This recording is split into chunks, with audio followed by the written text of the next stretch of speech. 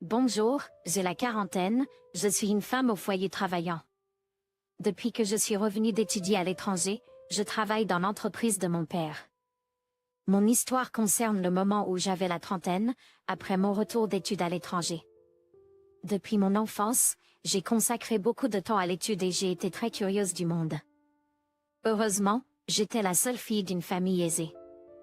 La famille de mes parents dirigeait une grande usine depuis des générations. Lorsque mon père a pris la relève, l'entreprise s'est encore développée. Le mot d'ordre de mes parents était l'humilité et la frugalité, et ils vivaient en restant fidèles à leurs principes, mais ils ne mégotaient pas sur mon éducation. Grâce à cela, j'ai pu partir longuement étudier à l'étranger dès que j'ai obtenu mon diplôme de l'université et je suis rentrée après avoir étudié et voyagé autant que je le souhaitais.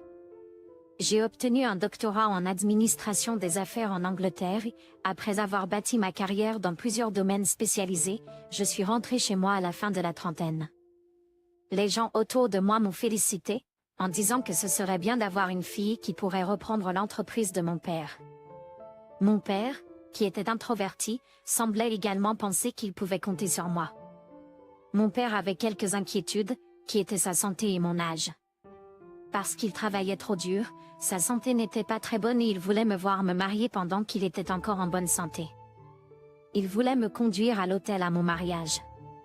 Même si toute l'attention et les bénédictions du monde étaient concentrées sur la mariée, il a dit que si sa santé n'était pas bonne, le mariage serait triste. Je n'ai pas été offensée par l'inquiétude de mon père pour mon mariage. Si je rencontrais une bonne personne, j'étais prête à me marier à tout moment et à avoir des enfants pour fonder une famille. Cependant, indépendamment du type idéal, qu'il soit dans une position élevée ou basse, je n'avais tout simplement pas rencontré quelqu'un qui se comporte poliment envers tout le monde et agit de la bonne manière. Un jour, mon père m'a demandé, « Est-ce que tu veux aller à un rendez-vous arrangé? C'est encore ce fils de l'entreprise que tu connais? » Merci, mais non merci. Tu ne veux vraiment pas te marier? Je ne veux. Je me marierai, mais je n'ai pas encore rencontré quelqu'un de bien qui me convienne. Je te le dis à l'avance, je n'ai pas l'intention de me marier pour l'argent. Une personne passe avant tout. D'accord, alors je fixerai un rendez-vous. Quoi? Rencontre-le simplement une fois, tu verras une fois que tu l'auras rencontré. Oh, pourquoi insistes-tu tant à me présenter quelqu'un? Mon père a dit que le rendez-vous galant était le plus jeune fils du collègue de mon père qui dirigeait une grande entreprise comme mon père. Je me suis même demandé si c'était un mariage arrangé entre deux entreprises que j'avais simplement entendu. Tout ce qui précède, je n'étais pas d'humeur. Même si je savais que mon père ne le ferait pas, je ne pouvais pas me débarrasser du sentiment étrange que j'avais. Cependant, avec les tentatives répétées de mon père pour me persuader, j'ai décidé à contre-séance de rencontrer la personne au moins une fois. Si c'était une bonne personne et qu'il avait juste beaucoup d'argent, je l'ai rejeté. Cependant, l'homme que j'ai rencontré sans aucune attente s'est avéré être une très bonne personne. Contrairement à ce que j'ai entendu sur la richesse de sa famille, j'ai particulièrement remarqué son modeste outfit décontracté. Je n'ai rien contre quelqu'un qui aime être à la mode, mais je déteste ceux qui sont extravagants et qui montrent leur richesse en s'enveloppant de marques de luxe et en se comportant snob. De nos jours, même les gens des familles les plus riches ne se promènent pas ainsi. Il n'était pas seulement modeste, mais son attitude polie envers les serveurs au restaurant et au café, en particulier, se distinguait. Il correspond à mon type idéal d'homme qui est poli, respectueux de tous, et honnête et droit. Il était mon type idéal. Je suis tombée amoureuse de lui et nous nous sommes tellement plu que nous n'avons pas tardé à nous préparer pour notre mariage. Puis, le jour où j'allais le rencontrer pour la première fois ses parents, mon fiancé a abordé son inquiétude avec prudence. « Chérie, je te le dis juste au cas où tu serais surpris. »« Ah. Quoi? Mes parents sont assez économes. »« Beaucoup. »« C'est bon. Les miens aussi. » La maison où ils vivent est très vieille et usée. C'est notre bâtiment, et nous allons le rénover bientôt. Quelle est l'importance? Ce sont les gens qui comptent. La maison des beaux-parents était beaucoup plus modeste que ce à quoi je m'attendais, mais je n'ai pas eu à m'en préoccuper. Le faste dans les affaires, je le savais mieux que quiconque qui avait vécu une vie d'icône de frugalité et d'économie. C'étaient mes parents. Encore une fois, mes parents et mes futurs parents étaient un très bon match. Ils étaient très similaires sous tous les aspects de leur voyage dans la vie, de leurs valeurs et de leurs attitudes. Était-ce à cause de cela? Peu importe qui de la famille s'asseyait en premier, nous avons décidé d'organiser un mariage simple, évitant les grosses pompes et formalités.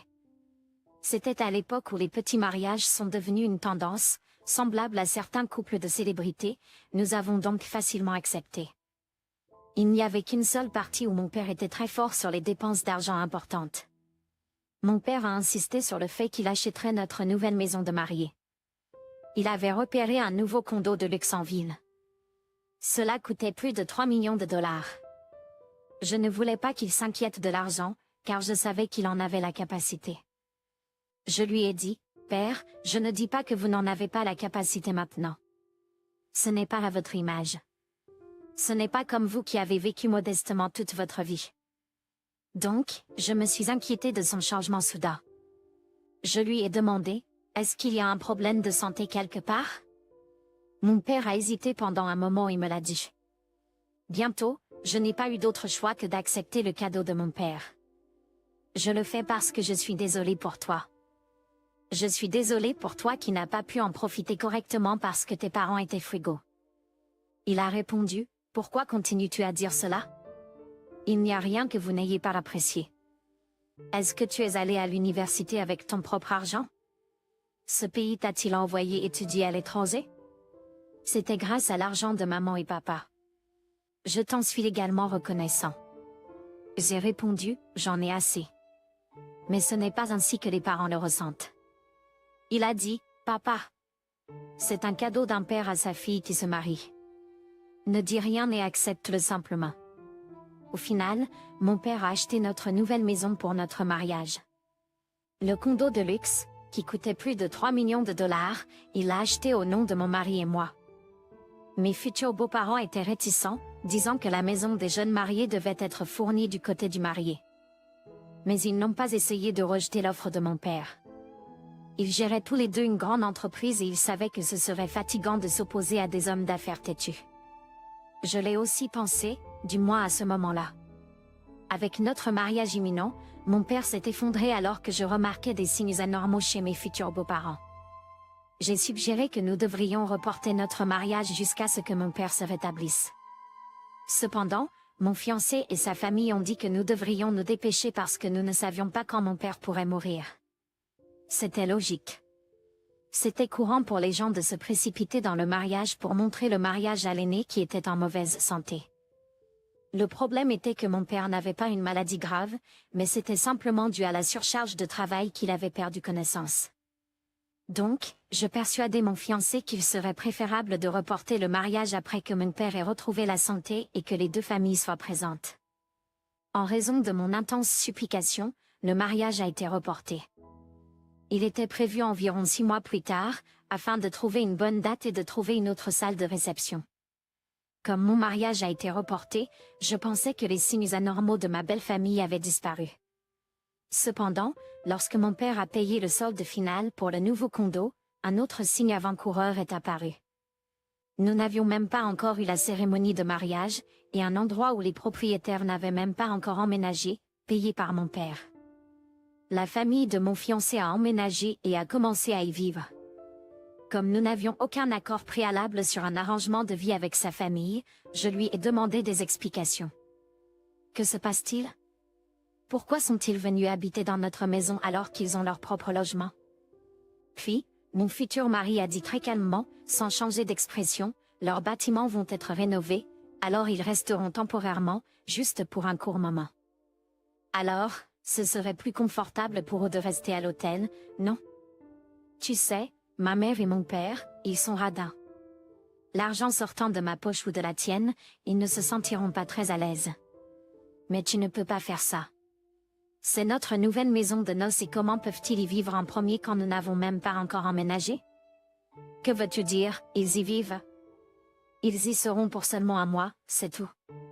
Vraiment, juste pour un mois jusqu'à ce que la rénovation soit terminée. Pendant que je discutais avec mon fiancé, je m'assurais qu'il promettait que ses parents y vivraient pendant un mois pendant que leur bâtiment était en cours de rénovation.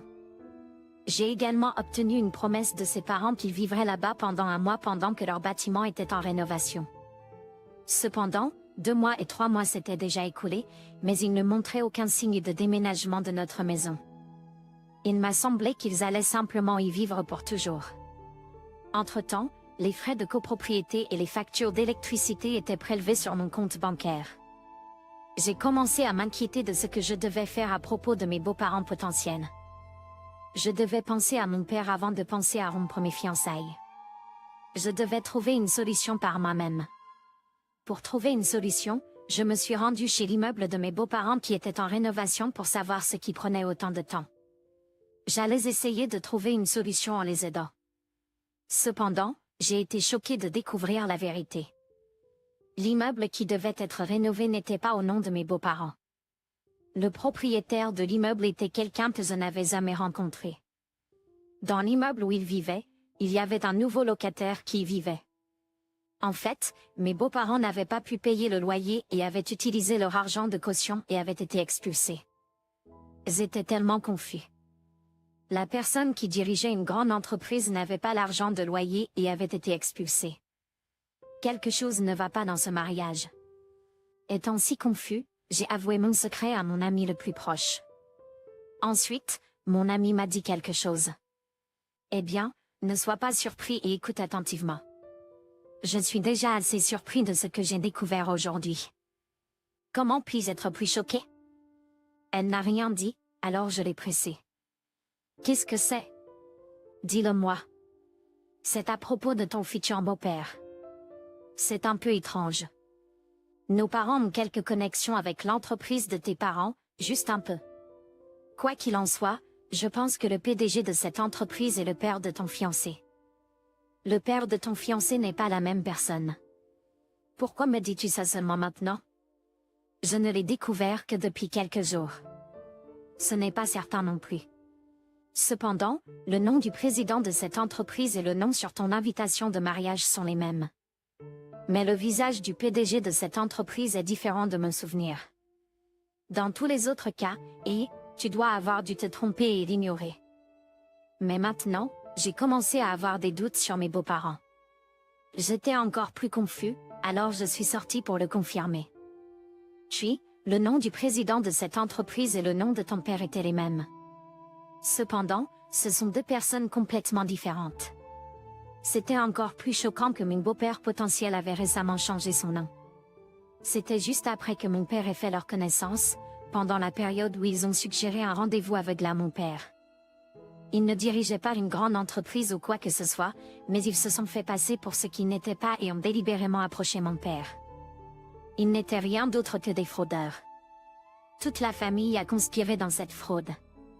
Le seul but était évidemment l'argent de ma famille.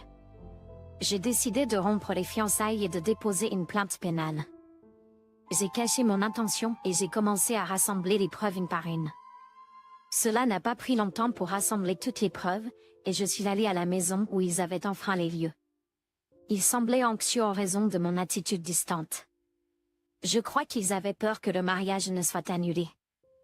La femme que je considérais comme ma future belle-mère a montré son esprit malveillant ouvertement. Et, est-ce qu'il y a quelque chose qui ne va pas chez toi?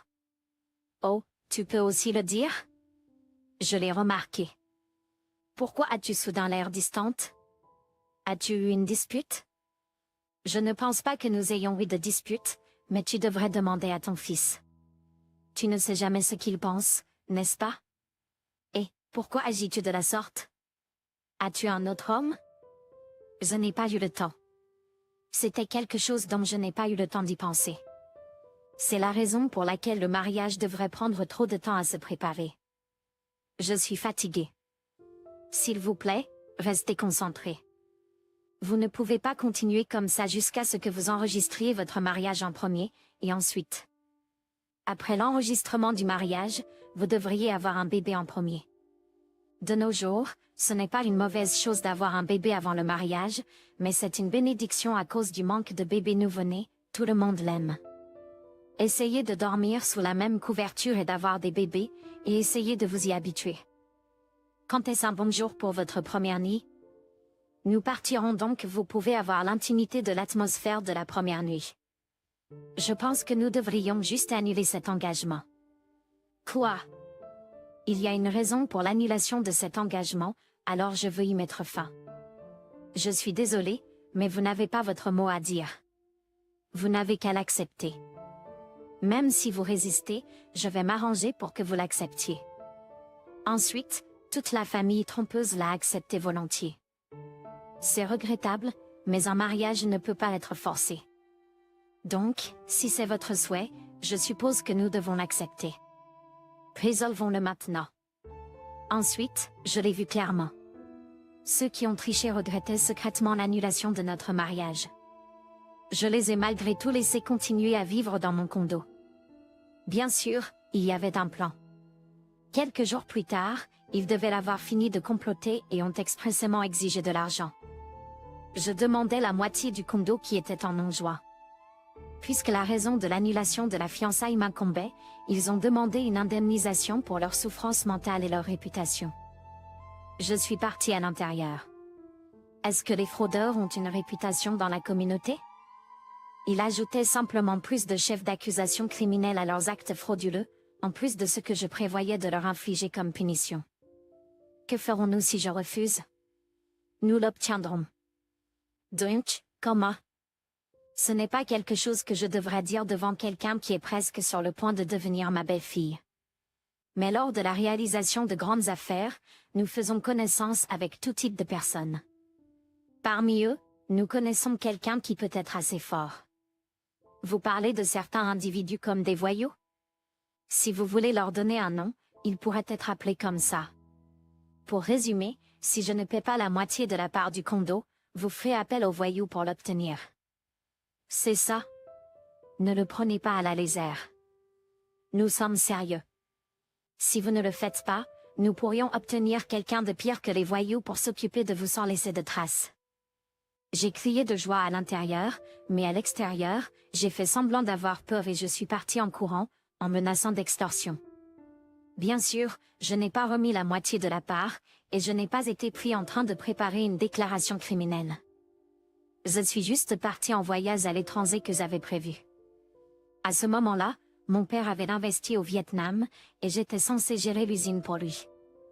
Il avait besoin de quelqu'un pour installer l'usine et la gérer jusqu'à ce qu'elle soit stabilisée, et comme j'avais de l'expérience à l'étranger, j'étais le meilleur pour le poste. Je devais être au Vietnam pendant 3 ans. Entre-temps, ces fraudeurs ont continué à vivre dans mon appartement. Comme ils ont dû l'apprécier de vivre là-bas.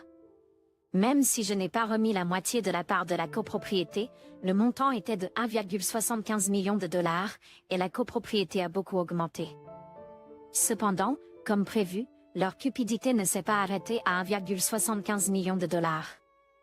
Pendant que j'étais au Vietnam, ils m'ont souvent appelé, me menaçant et exigeant leur moitié. J'ai répondu à tous leurs appels fidèlement. Bien sûr, je n'ai jamais dit que je remettrais la moitié de la part et les ai tenus en conversation téléphonique. Pourquoi? Parce que chaque fois qu'ils ouvraient la bouche, ils faisaient référence à des voyous pour m'atteindre, ce qui, selon moi, attribuait toutes les preuves de menaces et d'extorsion, et les appels internationaux étaient très chers. Puisque j'ai décidé de détruire ces fraudeurs de ma famille, je me sentirais mieux s'ils dépensaient leur argent le plus possible. J'ai également fait semblant de ne pas être au courant que les frais de l'association et les factures d'électricité étaient déduits de mon compte. Après avoir terminé mon travail au Vietnam, j'ai appelé mon ex-fiancé et j'ai dit ce que je voulais dire et raccroché. Je dois monter dans l'avion, alors je vais faire court. Viens à l'aéroport. Terminons Y là. Dès mon arrivée à l'aéroport, la famille d'escrocs qui est sortie à l'aéroport pour obtenir leur part de la copropriété a été arrêtée par la police. Juste avant de partir pour le Vietnam, j'ai déposé une plainte pénale via le service juridique de notre entreprise. J'avais rassemblé des preuves pendant 3 ans, qui ont été vérifiées par la police.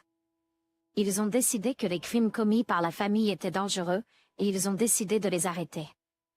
La raison pour laquelle je les ai appelés à l'aéroport était d'aider la police.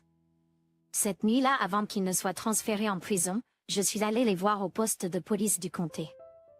J'ai visité mon ex-fiancé. Au début, C'était drôle de voir comment vous avez dû penser qu'il s'agissait d'une cible facile pour planifier une telle arnaque. Comment avez-vous pu nous faire ça? Nous nous aimions. Ils auraient été tes beaux-parents. C'était un amour faux d'une escroc. Le mariage aurait eu lieu sur la base de mensonges. Au début, c'était drôle, mais plus je y pensais, plus je suis devenue en colère.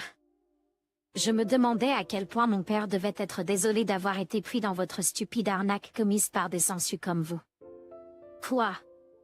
Ce n'est pas nous, mais vous pour être stupide de tomber pour ça. Le tribunal déterminera de qui est la faute. Je m'assurerai que c'est la fin de vos crimes. Vous vivrez sans abri, englouti par la dette et les intérêts pour toujours. Vous devez être courageux. Juste parce que mes mains sont menottées, ne pensez pas que je suis facilement gérable. Pourquoi devrions-nous être punis? Que avons-nous fait de mal? Vous avez fait un grand idiot de mon père qui a vécu toute sa vie avec travail acharné et honnêteté. Il vous a fait confiance et vous avez menti pour lui extorquer de l'argent. Et ainsi de suite. N'êtes-vous pas curieux? Le reste devrait être discuté avec mes avocats. Si vous voulez de la nourriture décente, parlez-en à mon avocat.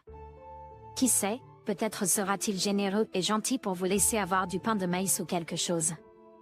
Vous pourriez partager avec votre famille, en prenant une bouchée chacun. Très confortable. Jusqu'à la dernière minute, je me suis tournée pour partir, mon ex-fiancé a maintenu ce visage épais du sien. Ce n'était pas assez pour lui de s'agenouiller et de supplier mon pardon, mais s'il y avait d'autres personnes, elles pourraient le confondre avec un prisonnier lorsqu'il est innocent. Cependant, ce regard ne durerait pas. Enfin, le défilé de mes poursuites a commencé. Lorsqu'il a été jugé que les menaces proférées par ces escrocs de la famille ont été reconnues coupables, elles n'ont pas seulement été condamnées à une amende, mais également à des poursuites pour les gains illicites de leur fraude et le vol d'identité dans le but de commettre un mariage frauduleux. Elles ont toutes été reconnues coupables et, sur la base de leur casier judiciaire antérieur, elles ont toutes été condamnées à une peine de prison. Le vol d'identité pour se faire passer pour le président d'une grande entreprise a été la cerise sur le gâteau pour les accusations criminelles en bonus. J'avais préparé les choses depuis longtemps, mais comme les preuves étaient si accablantes que c'était une victoire facile, je n'ai pas arrêté là. Pendant qu'ils étaient en prison, j'ai déposé une plainte pour récupérer la moitié de la part de la propriété qui était au nom de mon ex-fiancé, et j'ai également gagné en cour civile. Le titre de la maison est devenu mon seul nom. Lorsqu'ils ont purgé leur peine et le jour où ils sont sortis, je leur ai envoyé une autre facture. Il s'agissait de leur loyer pour avoir vécu dans mon endroit pendant un total de 3 ans et demi, y compris les frais. Comme il s'agissait d'un emplacement privilégié dans un immeuble de condo de luxe, le loyer du marché était énorme. Dès qu'ils ont reçu ma facture, ils se sont précipités vers moi et ont supplié, « Chérie, s'il vous plaît, aidez-nous une fois, s'il vous plaît. » Et, comment osez-vous m'appeler votre chérie? J'ai dit, je ne le suis pas. Vous pouvez supplier, mademoiselle. Non, madame. S'il vous plaît, aidez-nous. Et, comment osez-vous m'appeler votre chérie? J'ai dit, je ne le suis pas. Vous pouvez supplier, mademoiselle. Non, madame. S'il vous plaît, faites-nous une remise. Ce montant est ce qu'un employé de bureau doit travailler pendant plus de 10 ans pour le payer. Je te l'ai dit à l'avance, je vais en finir avec toi. Tu seras sans abri pour toujours. Tu seras endetté et accumulant des intérêts. Tu vivras avec un découvert jusqu'à ta mort. Donc tu aurais dû te préparer en prison. Si je pense à toute la fraude que vous avez commise envers les autres que moi, je pense que ce n'est pas suffisant que vous restiez tous en prison. Tu seras endetté et accumulant des intérêts. Tu vivras avec un découvert jusqu'à ta mort. Donc tu aurais dû te préparer en prison. Et comme tous nos membres de la famille sont des ex-détenus, il est difficile d'obtenir un emploi. S'il vous plaît, ayez pitié. Nous ne pouvons pas mourir de faim pour rembourser ces dettes. D'accord, je ferai un petit rabais. Merci. Je vous en suis vraiment reconnaissant. Donc, combien? Je ne te demanderai pas de payer les changements par centaines. Calcule juste à partir des milliers. Et, tu rigoles? Regarde. Maintenant tu montres ta vraie peau impolie. On dit que vous ne pouvez pas changer les gens. De toute façon, cela me rend malade de respirer le même air que votre genre de criminel, alors sortez de là. Oh, Raigt. J'ai un autre cadeau pour vous. Prends-le. Tu peux l'ouvrir maintenant ou plus tard. Cela n'a pas d'importance. Je t'ai remis une enveloppe. Il a cru que c'était de l'argent et a commencé à déchirer l'enveloppe précipitamment. Cependant, dès que la feuille de papier a été révélée dans l'enveloppe, il a été choqué. Ma mère aurait probablement été effondrée s'il avait été là. C'était une autre facture, les 42 mois des frais d'adhésion et des factures d'électricité qui ont été déduits de mon compte. C'était une autre somme pour cette famille d'escrocs à payer. Pour te donner un indice, c'était plus de 2000 $ par mois. Ces ex-délinquants ont fini par travailler comme journaliers. Même cela était très difficile à trouver. De leurs revenus, qui étaient à peine suffisants, ils ont dû payer ma dette. Parce qu'ils étaient en liberté conditionnelle, ils doivent payer leurs amendes en tant que dette envers la société ou retourner en prison. Ils ne pouvaient pas essayer d'échapper à la loi, mais je m'en fichais. Les huissiers de justice que j'ai embauchés étaient très efficaces pour les trouver, mieux que les forces de l'ordre. Jusqu'à ce jour, les intérêts sont ajoutés à leurs dettes. Je me suis mariée avec un homme et j'ai commencé une famille heureuse. Mon mari est une bonne personne en termes de sa personnalité et de ses capacités en tant que compagnon de ma vie entière. Après être passé par cet incident, j'apprécie plus que jamais mon mari qui est à mes côtés. Je suis sûre que vous avez tous quelqu'un de précieux sans avoir à traverser ce que j'ai vécu. Pourquoi ne pas penser une fois de plus à cette personne? Merci de m'avoir écouté. Passez une bonne journée. S'il vous plaît, encouragez-moi et écrivez vos commentaires de sagesse dans la section des commentaires. Appuyez sur like et s'abonner est d'une grande aide pour moi.